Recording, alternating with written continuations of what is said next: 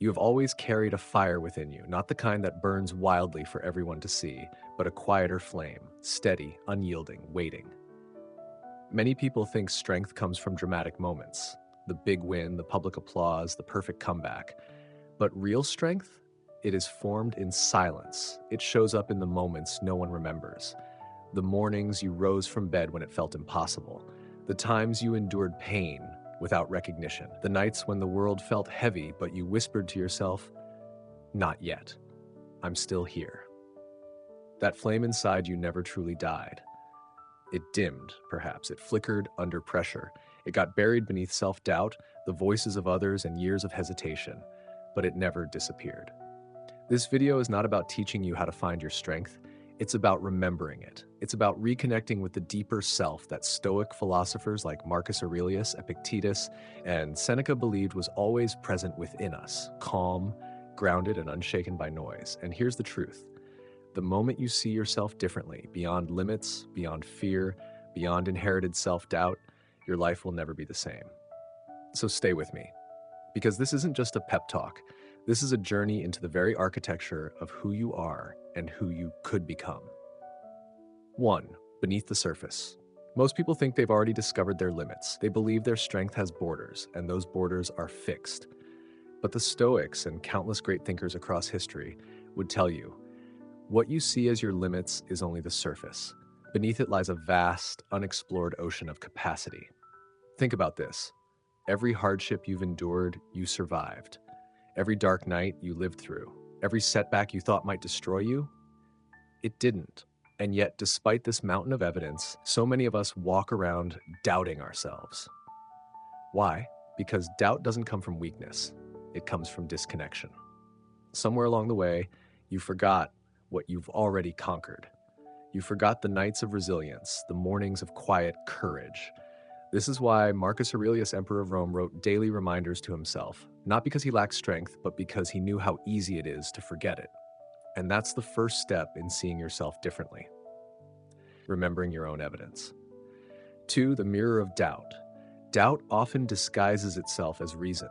It tells you to wait until you're more prepared, more skilled, more confident. It says, "Not yet, you're not ready."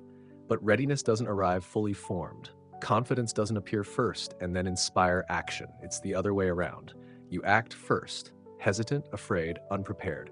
And through repeated action, you forge readiness. Every single person you admire, every philosopher, leader, artist, or innovator began with hesitation. They didn't wait for certainty. They stepped forward into fear and built certainty along the way. Aristotle said, "We are what we repeatedly do." Excellence, then, is not an act, but a habit. This means the small steps matter far more than the big ones. Your habits, the quiet repetitions no one sees, become the blueprint of your identity. If you tell yourself every day, "I can't," your nervous system believes it. It wires itself around that thought. But if instead you choose even shakily to whisper, "Not yet," and still act, your mind rewires itself around courage. The Stoics were masters of this principle. They believed we become strong not through theory, but through practice, not through waiting, but through living. Number 3, the quiet flame versus the loud world. Society today rewards noise. If you achieve something, you're expected to post it, prove it, broadcast it. If no one notices, we're told it doesn't count. But Stoicism flips this idea upside down. Epictetus taught that true freedom comes when we stop tying our worth to what we cannot control. The applause of others, out of our hands. The spotlight, fleeting. What remains? The process, the discipline, the inner steadiness that cannot be taken away. Think of it this way. A tree doesn't grow louder as it grows stronger. Its roots dig deeper in silence. Real strength is like that. Quiet, invisible, steady. This doesn't mean you must hide your success. It means you don't need external recognition to validate it.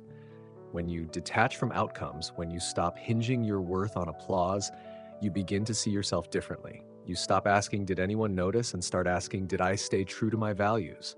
Plato once said, "The measure of a man is what he does with power." But I would add, especially when no one is watching.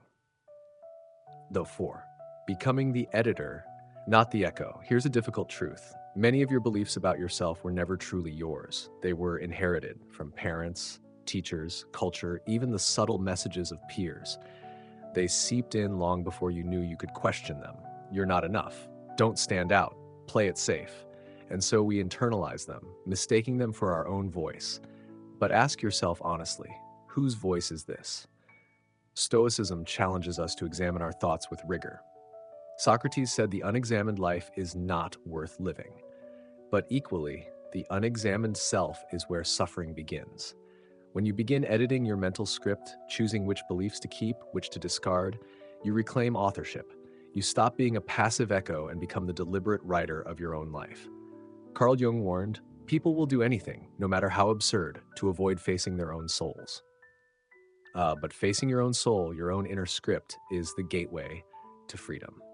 9 of 5, detachment and true control.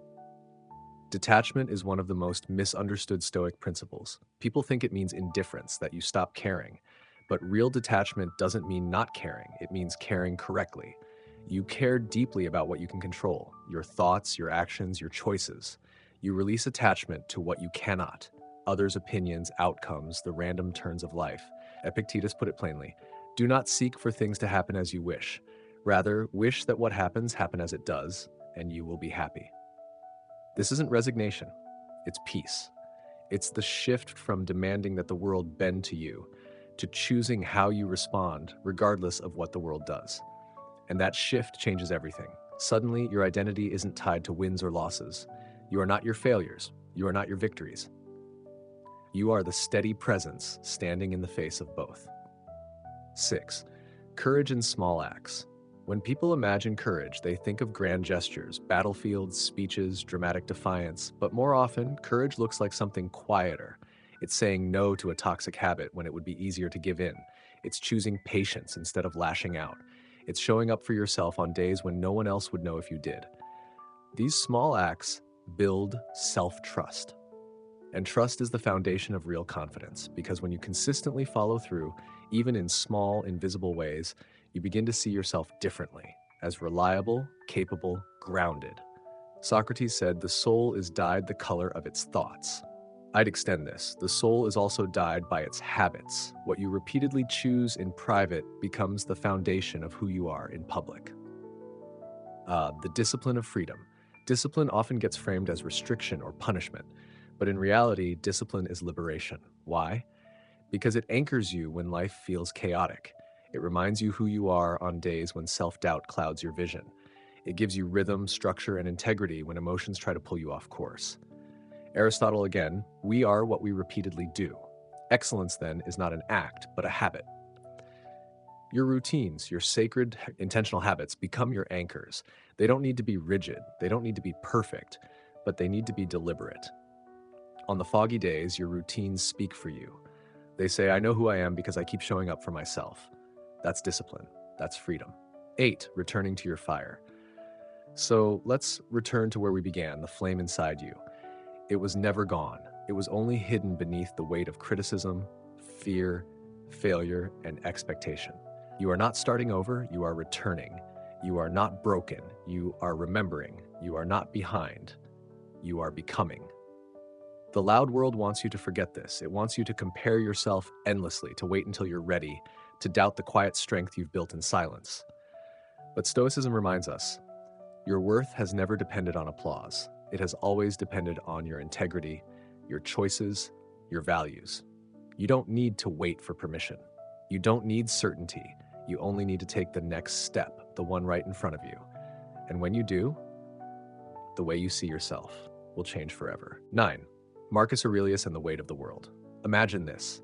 You are the most powerful man on earth. Armies move at your command. The fate of millions rests on your decisions. The empire you rule stretches across continents. And yet you sit at night in your tent alone, writing to yourself, you could leave life right now. Let that determine what you do and say and think. This was Marcus Aurelius, Emperor of Rome. To the world, he was untouchable. But privately, he was burdened with wars, betrayals, and the relentless plague that killed thousands, including some of his closest loved ones. Did Marcus collapse under the pressure? No. He anchored himself through Stoic practice. He reminded himself daily, life is short, death is certain, control is limited, but virtue, integrity, and self-mastery are always in his hands. This perspective didn't just shape him, it preserved him. While most rulers are remembered for conquest, Marcus is remembered for his mind, for his refusal to let power corrupt his soul. And here's the lesson for us. If a man with the weight of the world on his shoulders could return to self-discipline, humility, and integrity every single day, then so can we. 10. Epictetus and the chain that couldn't hold him. Now shift the picture. You are not an emperor, you are a slave, born into chains, told when to eat, when to work, when to sleep. Your body belongs to another. That was Epictetus's beginning. By all accounts, he should have been forgotten by history, yet he became one of the most influential philosophers the world has ever known. How? Because he realized something profound. Even if his body was chained, his mind was free. His master could command his labor, but not his will. Epictetus once said, "You may fetter my leg, but my will not even Zeus himself can overpower." This truth changed everything, and it is still true today. People may try to chain you with their opinions, with judgment, with rejection. Life may try to bind you with illness, setbacks, or failures, but no one, not even fate itself, can chain your inner freedom unless you hand it over. Epictetus shows us the rawest form of power, the sovereignty of the mind. Seneca and the exile of the soul. Seneca, the Roman statesman and Stoic writer, lived with constant tension between power and exile, wealth and loss, influence and danger. At one point, he was banished from Rome, stripped of his position, and left in disgrace. But what did Seneca do in exile? Did he despair? Did he wither? No, he wrote, he taught, he turned exile into fertile ground for wisdom. Seneca taught that life is not measured by its length, but by its depth. He urged us to see time as the most precious currency, never to be wasted on trivialities or complaints. And when Emperor Nero eventually forced him to take his own life, Seneca met death with composure, calm, reflective, ready.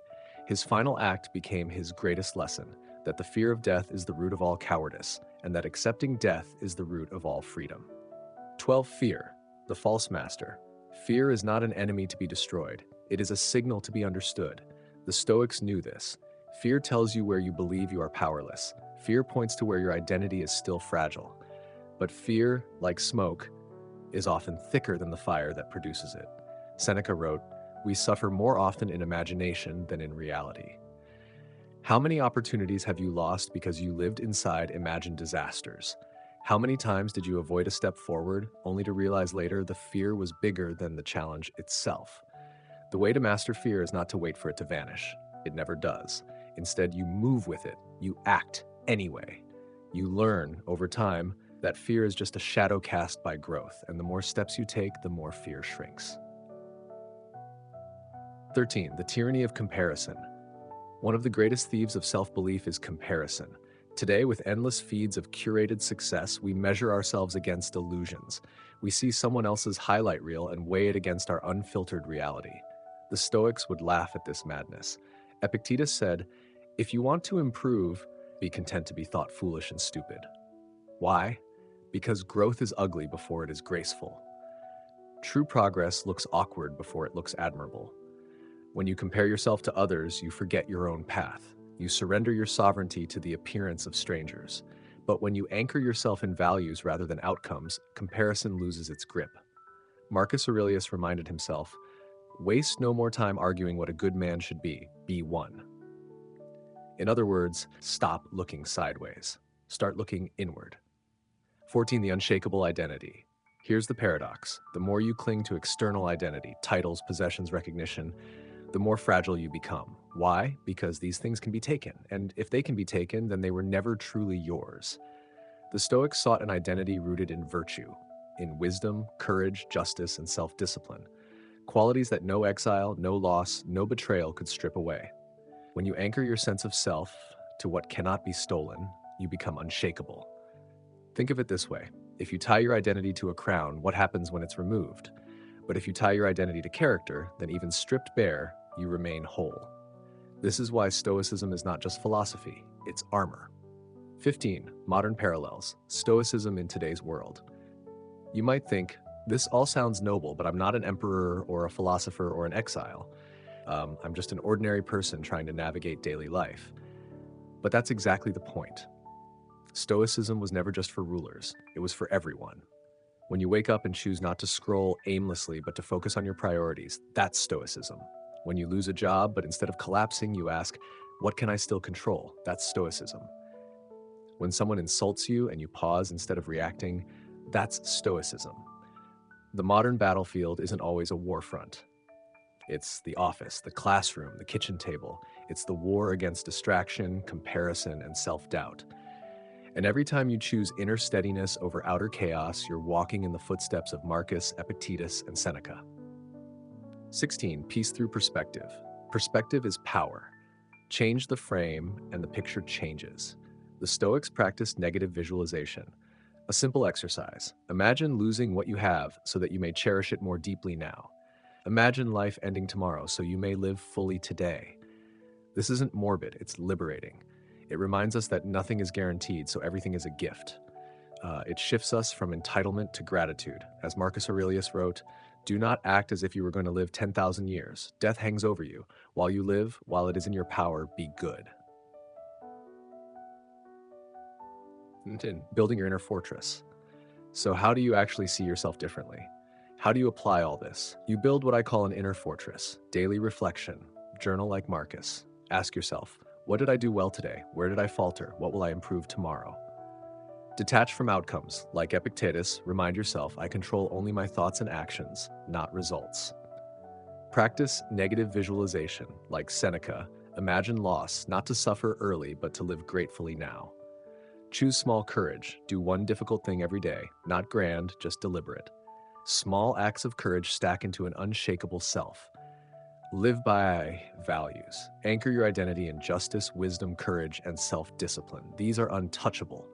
This fortress doesn't make you untouchable. It makes you resilient. Storms will still come, but you will no longer collapse. 18. The awakening.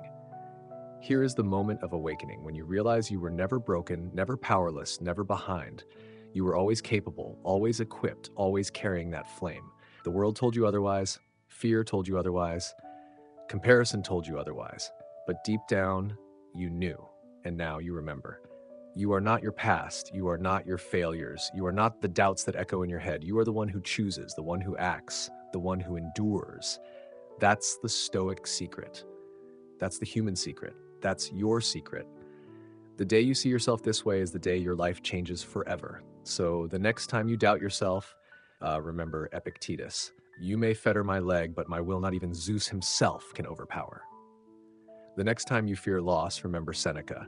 It is not that we have a short time to live, but that we waste much of it. And the next time you feel small under the weight of the world, remember Marcus Aurelius. You have power over your mind, not outside events. Realize this, and you will find strength. You have always carried the flame. The question is no longer whether it exists. The question is, will you live like it does?